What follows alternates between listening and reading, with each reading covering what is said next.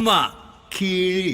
இங்க நம்ம கூடியிருக்கும் இந்த தருணம் மிக சிறப்பானதுன்னு தாங்க சொல்லணும். ரஜினி மக்கள் மன்றம் தென் சென்னை கிழக்கு மாவட்டம் சார்பாக மாவட்ட செயலாளர் திரு சினோரா PS அசோக் அவர்கள் தலைமையில் 7 to 70 வரை என்ற தலைப்பில் மாபெரும் சுப நிகழ்ச்சிகள் மற்றும் நலத்திட்ட உதவிகள் வழங்கும் விழா இப்போ இங்க நடைபெற போகுது.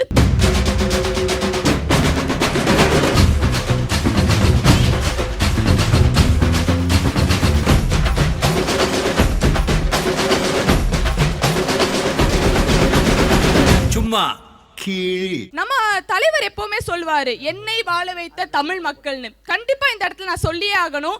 நம்ம தலைவரை வாழ வைத்த அனைத்து தமிழ் மக்களுக்கும் என் மனமார்ந்த நன்றிகளை தெரிவித்துக் கொண்டு வரவேற்கிறேன். ஒரு நிகழ்ச்சி நடந்தா கண்டிப்பா அதுல சிறப்பு விருந்தினர்னு கண்டிப்பா ஒருத்தர் இருப்பாங்க. அந்த வகையில இன்னைக்கு நம்ம நிகழ்ச்சியை சிறப்பிக்க ஒரு சிறப்பு விருந்தினர் வந்திருக்காரு. அவர் யாரும் இல்ல, திரு ஓடந்துரை சண்முகம் அவர்கள். இவரை பத்தி சொல்லணும்னா கோவை மாவட்டத்தில் 12 கிராமங்களை உள்ளடக்கிய பசுமையான கிராமம் பஞ்சாயத்து ஓடந்துரை. இவர் கிராமத்தின் பஞ்சாயத்து தலைவராக 10 ஆண்டுகளாக பணியாற்றி தன் கிராமத்தை தேசிய அளவில் முன்மாதிரி கிராமமாக மாற்றியுள்ளார். கிராம பஞ்சாயத்திற்கு தங்கள் சொந்த நிதியில் காற்றலை மின்திட்ட நிறுவி தங்கள் மின் தேவையை தாங்களே நிறைவேற்றி கொள்ளும் அளவிற்கு சிறந்த கிராமமாக மாற்றியுள்ளார். 53 நாடுகளை சேர்ந்த உறுப்பினர்கள் இந்த கிராமத்தை பார்த்து வியந்து பாராட்டியுள்ளனர். இந்த பெருமைகளுக்கு சொந்தக்காரராகிய திரு ஓடந்துரை சண்முகம் அவர்களை இந்த நிகழ்ச்சிக்கு பெருமையுடன் வரவேற்கிறேன். மதிப்பிற்குரிய, எனக்கு யார் பொறுப்பில் இருக்கீங்கன்னு எங்களுக்கு தெரியாது. மேடையில் இருக்கக்கூடிய பெரியோர்கள், திரளாக இந்த நிகழ்ச்சியில் கலந்து கொண்டுள்ள பெரியோர்கள், தாய்மார்கள், சகோதர சகோதரிகள், உங்கள் அனைவருக்கும் எனது அன்பான வணக்கத்தை தெரிவித்துக் கொள்கின்றேன்.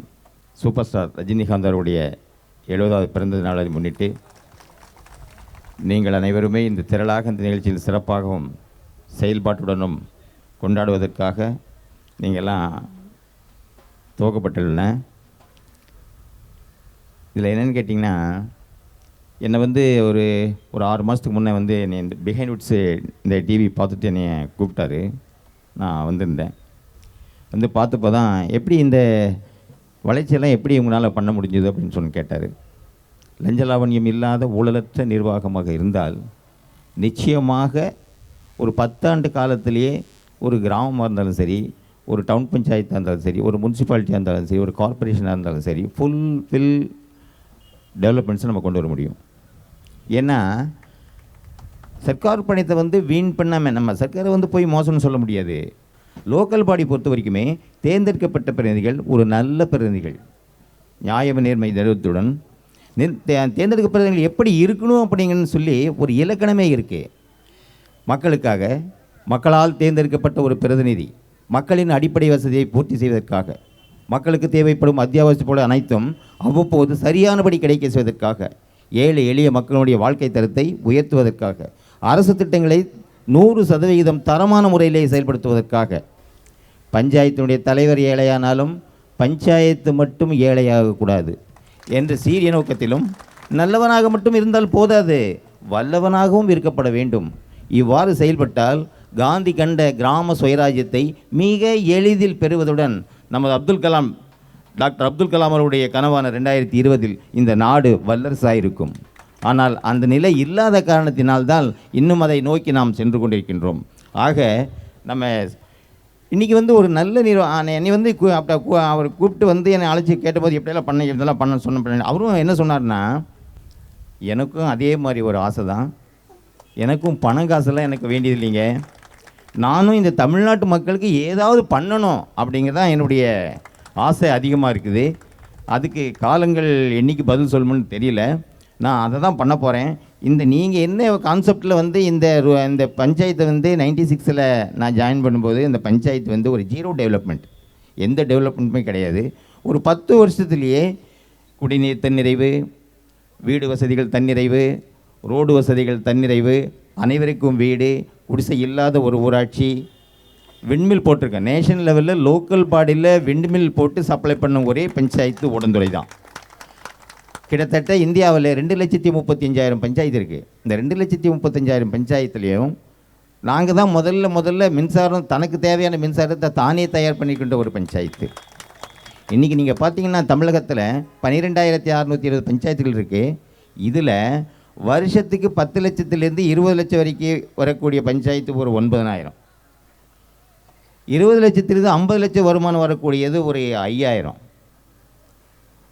1 கோடியிலேருந்து 5 கோடி வரைக்கும் வர்ற பஞ்சாயத்து 109 பஞ்சாயத்து இருக்குங்க நம்ம தமிழ்நாட்டில். 1 கோடியிலேருந்து 5 கோடி வரைக்கும் ஒரு வருஷத்துக்கு வருவாய் தரக்கூடிய ஒரு பஞ்சாயத்து 109 இருக்குது. ஆனால் நாங்கள்லாம் வந்து தர டிக்கெட்டு 10 லட்சம் வரக்கூடிய ஒரு பஞ்சாயத்து தான். ஏன் இந்த 1 கோடி வரை 5 கோடி வரக்கூடிய பஞ்சாயத்து டெவலப் பண்ண முடியல? நாங்கள் 10 லட்சம் வருமானவர்களுடைய பஞ்சாயத்தில் 100% ஃபுல்ஃபில் பண்ணிட்டோமே. காரணம் என்ன? லஞ்ச லாவண்யம் இல்லாத ஊழலற்ற நிர்வாகம் தான் இதற்கு முதல் படி. அப்படி இருந்ததுன்னா இந்த தமிழ்நாடு எங்கேயோ போயிடும். இன்றைக்கி நீங்கள் பார்த்தீங்கன்னா தமிழ்நாடு நீங்கள் நார்த்தை கம்பேர் பண்ணி பார்த்தீங்கன்னா தமிழ்நாடு ரூரல் டெவலப்மெண்ட்டில் நாங்கள் அட்வான்ஸாக தான் இருக்கிறோம். அதில் சந்தேகமே கிடையாது. நீங்கள் பார்த்தீங்கன்னா நார்த்தெல்லாம் போய் பார்த்தீங்கன்னா நம்ம ஐஏஒய் மாதிரியெல்லாம் அங்கே கிடையவே கிடையாது, டேங்கே கிடையாது. ஏன் அவ்வளோ தூரம் ஏன் கேட்குறீங்க? நான் லாஸ்ட்டாக வந்து 2 மாதத்துக்கு முன்னே வந்து ஸ்மார்ட் வில்லேஜ் ப்ரெசன்டேஷனுக்கு கனடாவில் டொரண்டோ யூனிவர்சிட்டி என்னை கூப்பிட்டுருந்தாங்க. நான் டொரண்டோ யூனிவர்சிட்டிக்கு கனடா போயிருந்தேன்.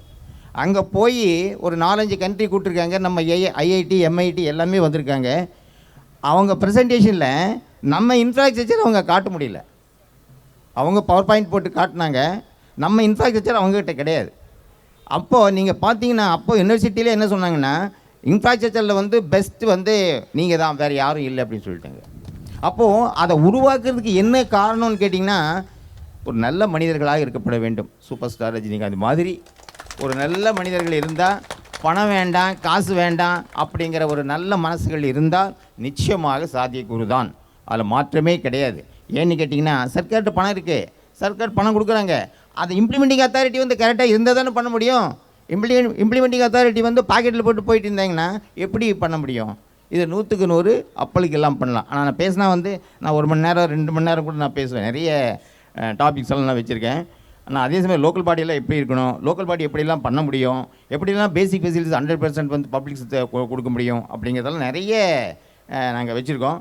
ஆனால் அதெல்லாம் நேரம் நான் ஒரு நாள் ஃபுல்லாக தான் நான் இன்றைக்கி இப்போ வந்து காலையில் வந்துட்டு சாயந்தரம் போகிற மாதிரி தான் இருந்தது. இன்றைக்கி வந்து லோக்கல் பாடி நாமினேஷன் தாக்கல் இன்றைக்கி பூரா பஞ்சாயத்துக்கெல்லாம் இன்றைக்கி வந்து நாமினேஷன் தாக்கல் பண்ணுறாங்க.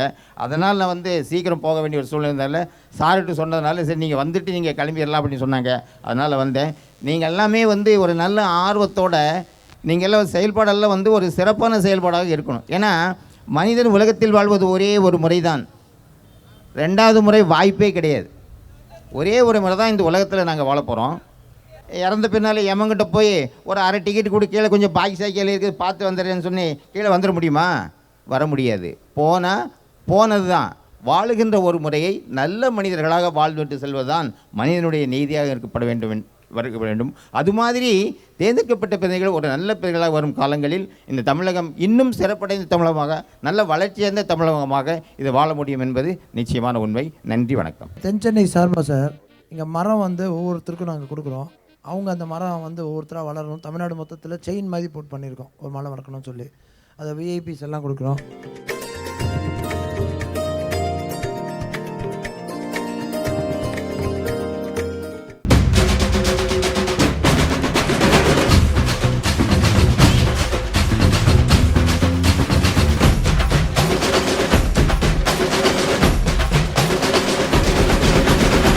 சும்மா கீழ் முதலாவதா இங்க ஒரு சிறப்பான நிகழ்வு நடக்க போதுங்க. அதாவது என்னன்னா 7 வயது சிறுமியாக இருக்கும் பொழுது நம்ம தலைவரால் நேரில் ஆசிர்வதிக்கப்பட்ட ஏழை பெண் ரம்யா இன்று திருமணமாகி 7 மாத கருவை தன் வயிற்றில் சுமந்து சீமந்தத்தை எதிர்நோக்கியுள்ளார். அப்பெண்ணிற்கு நலங்கு வைத்து சீர்வரிசைகள் வழங்கி அவர்களுக்கு பிறக்கு போகும் குழந்தைக்கு தங்க மோதிரம் மற்றும் தங்க காப்பு அளித்து அவர் மனமகிழும் வகையில் சிறப்பாக சீமந்தம் நடத்தி வைக்க திரு ஓடந்துரை சண்முகம் அவர்களை வரவேற்கிறேன்.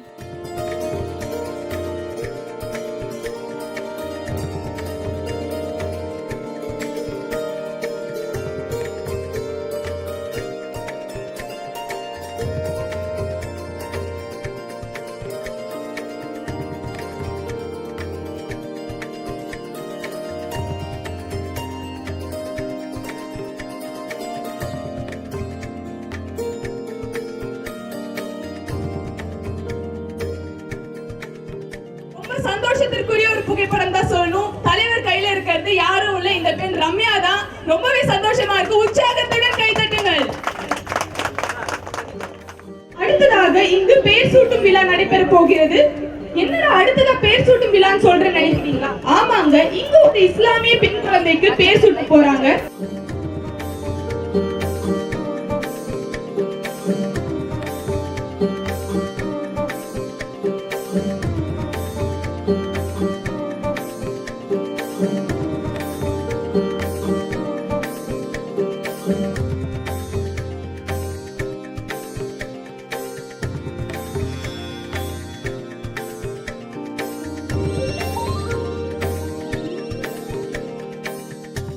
لله رب العالمين اللهم صل على رسولك سيدنا محمد وعلى ال سيدنا محمد وبارك وسلم وخطايانا كلها يا رب العالمين اللهم بارك في هذا الولد بركة وسعة في طول العمر بركة وسعة وحياة آبائه في الأعمال الصالحات إنك على كل شيء قدير ربنا آتنا في الدنيا حسنة وفي الآخرة حسنة وقنا عذاب النار.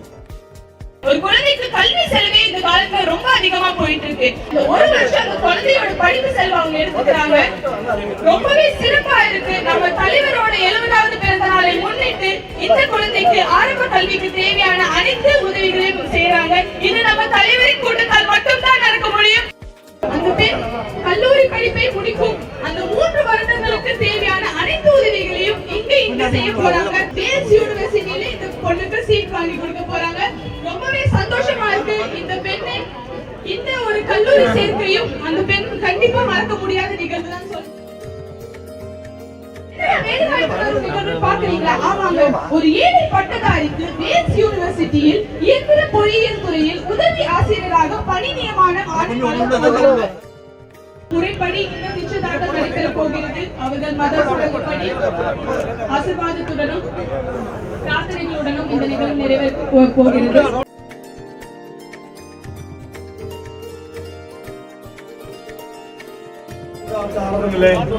நீர் பிள்ளைகளை இணைக்க ஆயத்தமா இருக்கிறேன்.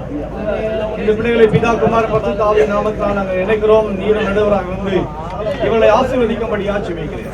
ரட்சகர் திருப்பெயரால் ஜெபித்து நாங்கள் வாக்கு கேட்கிறோம். இந்த வாக்கில் எங்கள் பிள்ளைகள் உறுதியாய் இந்த வாக்கை சொல்லி இன்றைக்கு இந்த நிச்சயத்தில் இந்த பிள்ளைகள் இணைக்கும்படி நாங்கள் பிதா குமார் பரிசுத்த ஆவியின் நாமத்தாலே பிள்ளைகளை ஆசீர்வதித்து ஜெபிக்கிறோம். இயேசுவின் நாமத்தில் ஜெபிக்கிறோம் நல்ல பிதாவே, ஆமென். ஜோசப் ஆகிய நான் கிரேசியாகிய உம்மை என்னுடைய துணைவியாக ஏற்றுக்கொண்டு உறுதியளிக்கிறேன். பிதா குமாரன் பரிசுத்த ஆவியின் நாமத்தினாலே ஆமென். கிரேசியாகிய நான் ஜோசப் ஆகிய உம்மை இன்று என்னுடைய வருங்கால கேமரா கொஞ்சம் கீழே இறங்கலாம் நிச்சயிக்க பிதா குமாரன் பரிசுத்த ஆவியின் நாமத்தினாலே அறிவிக்கிறேன். இவ்வாக்குறுதியை தேவன் கேட்டார், நாமம் கேட்டும். இந்த பிள்ளைகளுடைய நிச்சயத்துல ஆண்டுடைய அருள் என்னால் இருக்கும்படி நாம் ஆண்டவரை ஜெபிக்கலாம். ஆண்டவருடைய ஆகாரத்தை எங்களுக்கு தாரும். எங்களுக்கு விரோதமாய் குற்றம் செலுத்தி நாங்கள் மன்னிப்பது போல எங்கள் பாவங்களுக்கு மன்னியும். எங்களை சோதனைக்கு பிரயோஜனம் பண்ணாமல் தீமென்று ரட்சித்துக் கொள்ளும். ராஜ்யமும் வல்லமையும் மகிமையும் என்றென்றைக்கும் உம்முடையது. ஆமென்.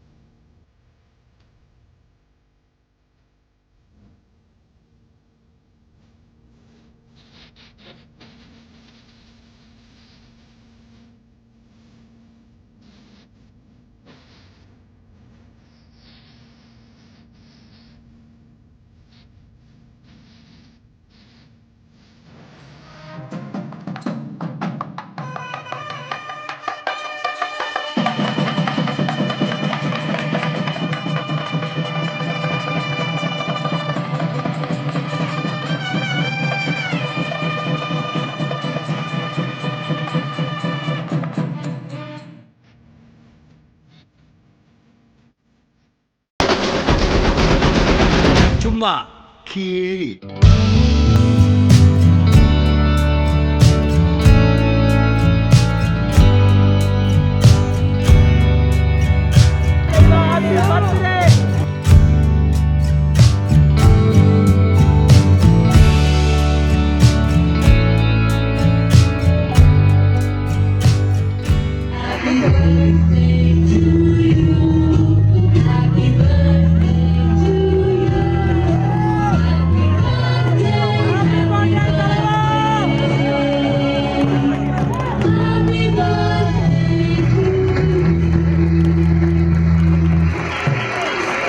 Wishing you a many more happy returns of the day, தலைவர். இனிய பிறந்த நாள் நல்வாழ்த்துக்கள் நம்ம தலைவர் சூப்பர் ஸ்டார் ரஜினிகாந்த். மக்கள் தலைவர் சூப்பர் ஸ்டார் திரு ரஜினிகாந்த் அவர்களின் 70வது பிறந்த நாளை முன்னிட்டு தென்சென்னை கிழக்கு மாவட்ட செயலாளர் திரு சினோரா PS அசோக் அவர்களின் தலைமையில் இன்று பட்டினப்பாக்கத்தில் காலை சுமார் 5 மணியிலிருந்து இங்கு விழா கோலமும் சுப நிகழ்ச்சிகளும் நடைபெற்று வந்து கொண்டிருக்கிறது. காலையிலிருந்து இதுவரை ஒரு 2000 பேருக்கு மேலே சாப்பாடு சாப்பிட்ருக்காங்க. இதில் இந்த ஃபஸ்ட்டு நிகழ்ச்சியானது என்னென்னா 7லிருந்து 70 வரை அப்படிங்கிற ஒரு கான்செப்ட். அந்த கான்செப்டை பொறுத்தவரை ஃபஸ்ட்டு வளைகாப்பு. ரம்யாங்கிறவங்க தலைவர்கிட்ட சின்ன வயசுலேயே அவங்களுக்கு பேர் வச்சது தலைவர் தான். அந்த இவங்களுக்கு ரம்யாங்கிறவங்களுக்கு தான் ஃபஸ்ட்டு நிகழ்ச்சியானது வளைகாப்பு நிகழ்ச்சி நடந்தது. அது பிறக்க போகிற குழந்தைக்கு செயின் மோதிரம் இதெல்லாம் ஃபஸ்ட்டு ஃபங்க்ஷன் ஆனது அதை கொடுத்தாங்க. 7 மாத வளைகாப்பு இதுவானது நடந்தது. அதற்கான சீர் செனத்தி எல்லாமே கொடுத்தது. இரண்டாவதாக பேர் வைக்கிற நிகழ்ச்சியானது ஒரு முஸ்லீம் குழந்தைக்கு ஃபரிதா அப்படிங்கிற நேம் சூட்டி அவங்களுடைய முஸ்லீம் சம்பிரதாயப்படி அல்லாஹ் இது ஓதி அப்புறம் மோதிரம் காப்பு போட்டு எல்லாம் பண்ணது. இதற்கு சிறப்பு விருந்தினர்களாக ஓடந்துறை சண்முகம் ஐயா அவர்களும் பாலம் கல்யாண சுந்தரம் அவர்களும் இன்று சிறப்பு விருந்தினராக பங்கேற்று இந்த விழாவை சிறப்பித்தார்கள். அதனுடைய 3வது விழாவாக பள்ளி சீருடை வழங்கிற நிகழ்ச்சி நடந்தது. 4வதாக ஒரு 12th படிக்கிற மாணவி, அதுவும் இங்கு நடந்த அத்தனை ஃபங்க்ஷனுமே ஏழை மாணவர்கள் மாணவிகள் அவங்களுக்கு சம்மந்தப்பட்ட இதுவாக தான் இன்றைக்கி ஃபங்க்ஷன் நடந்தது. அந்த படிக்கிற குழந்தையானது இந்த இப்போ 12th படிச்சுக்கிட்டு இருக்காங்க. கிட்டத்தட்ட ஒரு 75% மேலே மார்க் வாங்குகிறாங்க. அவங்களுக்கு வேல்ஸ் யூனிவர்சிட்டி ஸ்கூலில் பிகாம் படிப்பதற்கான 3 வருட ஃபீஸு அனைத்தையுமே இலவசமாக கொடுத்து அந்த ஃபங்க்ஷனானது 4வதாக நடந்தது. 5வது ஒரு பட்டதாரி படித்த வேலையில்லாமல் இருந்த ஒரு ஏழை மாணவருக்கு இன்று வேல்ஸ் யூனிவர்சிட்டியில் உதவி ஆசிரியராக பணி நியமன ஆணையும் இன்றே வழங்கப்பட்டது. அதன் அடுத்ததாக நிச்சயதார்த்தம்.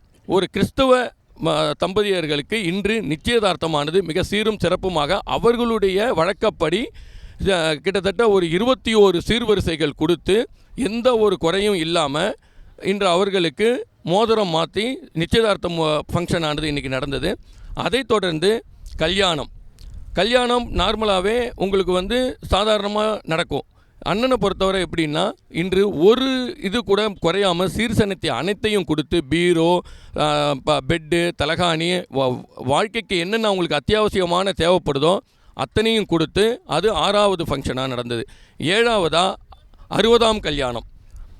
60வது கல்யாணம் அவங்க வாழ்க்கையிலே அவங்களே சொன்னாங்க, எங்களால் நினச்சி கூட பார்க்க முடியாது, நாங்கள் எப்படி பண்ண போகிறோம்னு நினச்சோம் அப்படிங்கிறவங்கள ஒரு ஏழையாக இருந்தவங்களை எடுத்து அவங்களுக்கு இன்றைக்கி ஒரு 60வது கல்யாணமானது திருமாங்கல்ய தாரணம் சூட்டி அவங்களுக்கு பாலம் திரு கல்யாண சுந்தரம் ஐயா அவர்களுடைய கையால் இவங்க 2 பேருக்குமே மாங்கல்ய தாரணமானது நடந்தது. பாலம் கல்யாண சுந்தரம் ஐயா யார் அப்படின்னா நம்ம சூப்பர் ஸ்டார் தலைவர் மக்கள் தலைவர் அவர்கள் தத்தெடுக்கப்பட்ட அவர் ஒரு தந்தை.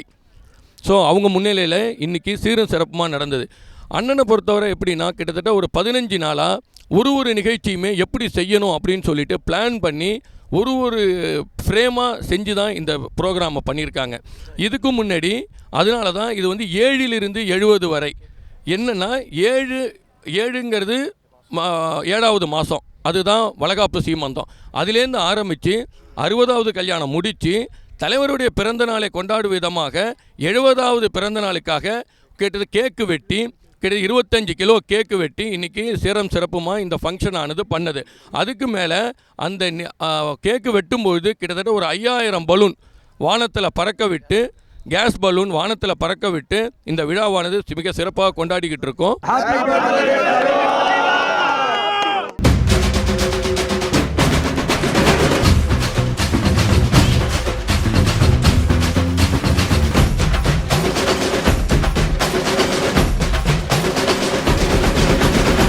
சும்மா கீழி.